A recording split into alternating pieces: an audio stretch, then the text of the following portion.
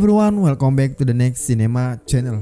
Masih bersama gua Ari di segmen film terbaik yang dibintangi oleh aktor Indonesia dan mancanegara yang bisa buat kalian terhibur dengan film-filmnya. Nah, kali ini gue punya film-film terbaik dari aktor tampan yang mengawali karirnya sebagai bintang iklan. Yaps, di segmen kali ini ada 6 film terbaik yang dibintangi Biowan. Berakting sejak usianya masih belia di tahun 2003 silam, tentu banyak kisah yang telah dilalui oleh aktor yang satu ini. Dari mulai FTV, lalu sinetron, bahkan film juga dia udah membintangi banyak. Sebelum masuk ke dalam list filmnya apa aja, pencet tombol merahnya dulu dan sekalian aktifin notifikasinya. Oke, langsung aja, ini dia film-film terbaik dari Biowan. Berikan mereka pengalaman yang benar. Kalau persatuan itu adalah kekuatan terpenting untuk menjawab semua persoalan. Seteru menceritakan tentang dua sekolah SMA di Yogyakarta saling berselisih setiap tahunnya tawuran di jalan. SMA tersebut SMA Kesatuan Bangsa dengan SMA Budi Pekerti. Pada saat tawuran, mereka pasti memiliki teman yang luka maupun memakan korban sehingga para alumni angkatan menjadi dendam.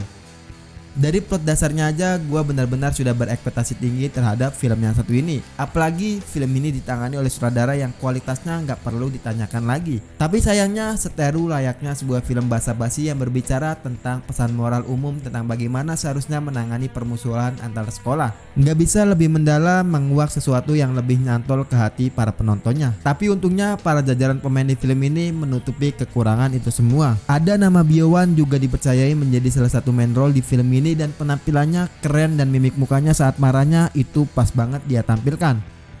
Seteru film yang mencoba mengangkat moral antara sekolah ini dan menampilkan akting yang bagus mendapat label remaja.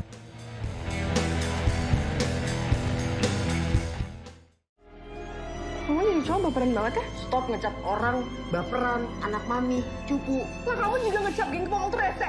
Persahabatan bagi kepompong menceritakan tentang Ben yang pindah sekolah dari Bandung ke Jakarta karena ibunya sudah meninggal dan sang ayah harus bekerja dinas ke Papua.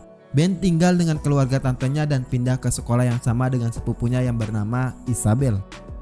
Film ini memang mengangkat banyak permasalahan dalam ceritanya. Contohnya persaingan antara geng di sekolah, praktek bullying, hingga drama percintaan yang mengancam persahabatan.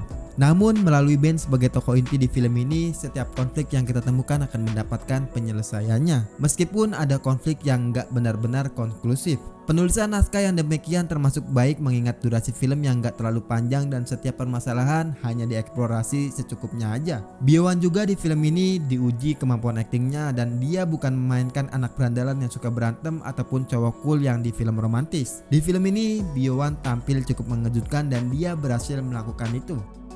Persahabatan bagi kepompong, film yang mengajak kita turut menyanyikan soundtrack yang pernah menjadi one hit wonder pada masanya itu di rating 6,4 di IMDb.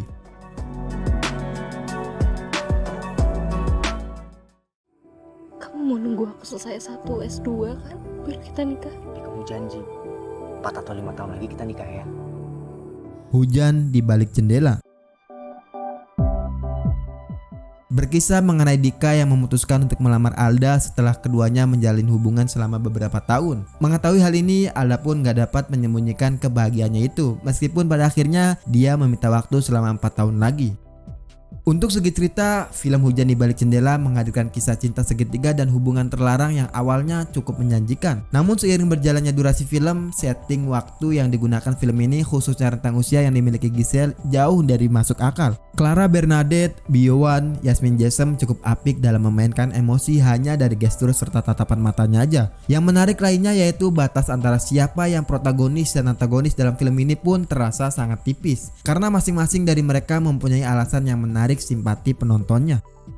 Hujan di Balik Jendela, film romantis dengan mengusung cinta segitiga yang rumit ini mendapat rating sebesar 6,2 di IMDb.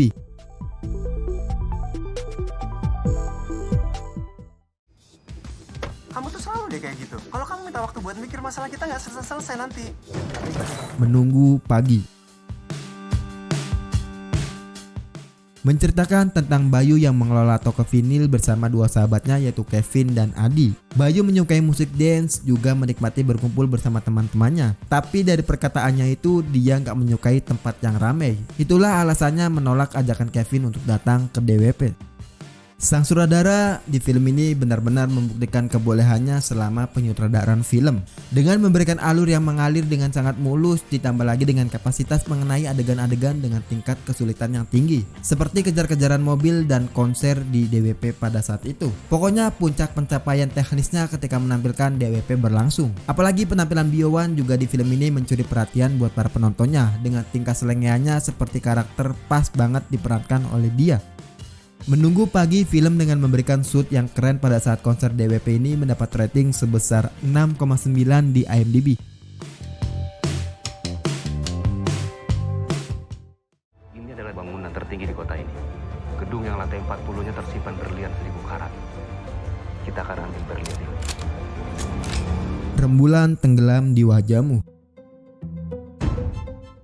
Berkisah tentang orang kaya yang kesepian bernama Raihan yang sedang terbaring lemah di rumah sakit dan mendapat kunjungan dari orang misterius. Orang yang gak dikenal Raihan datang karena mendengar Raihan mengeluh dan berseru mengajukan pertanyaan mengenai ketidakadilan hidup yang dia lalui kepada Tuhan. Untuk menjawab pertanyaan tersebut, Raihan pun dibawa ke masa lalu untuk melihat refleksi hidup Ray muda di masa lalu sejak kecil sampai remaja. Film ini bisa gue bilang memiliki twist yang cukup bagus. Ceritanya juga berjalan dengan sangat baik dan enak untuk ditonton. Satu hal yang harus gue acungi jempol dari film ini adalah akting dari Biowan yang cukup ciamik. Dia sukses memerankan Ray dengan cukup sempurna. Dan yang mencuri perhatian adalah adegan action yang bolak-balik dia lakoni. Akting berantemnya nampak sangat nyata. Ekspresinya juga selaras dengan dialog ataupun adegan yang sedang dia lakukan itu. Itu yang membuat gua masukin film ini di list nomor 2 karena akting dari Biowan yang sangat luar biasa. Rembulan tenggelam di wajahmu, film action Indonesia yang cukup keren dan luar biasa ini di rating 6,4 di IMDb. Di saat kita memilih teman dan dia memilih kita untuk menjadi teman dan saling mencintai, itu namanya sejati. Rentang kisah menceritakan tentang perjuangan hidup dari Gita Savitri Devi. Gita yang berasal dari Indonesia memutuskan untuk menuntut ilmu di Jerman, dan ketika Gita di Jerman, berbagai masalah mulai datang silih berganti. Mulai dari keuangan keluarga yang terganggu hingga percintaan Gita dengan kekasihnya. Konflik yang disuguhkan kepada kita semua sebenarnya bisa dijadikan cermin, atau lebih tepatnya menggambarkan dilema yang mungkin dihadapi oleh setiap orang yang memutuskan untuk berada jauh dari rumah demi pekerjaan ataupun dalam konteks rentang kisah yaitu demi pendidikan. Secara keseluruhan, film ini cukup bagus. Mulai dari penyajian kisah hingga kolaborasi setiap pelakonnya mampu membuat penonton betah mengikuti sampai akhir. Biowan juga bisa menahan emosi untuk karakter di film ini, dan chemistry mereka antara Biowan dan Bebe Sabina cocok banget di film ini. Rentang kisah film perjuangan keluarga dan sedikit konflik percintaan pemeran utamanya ini mendapat rating sebesar 7,4 di IMDb.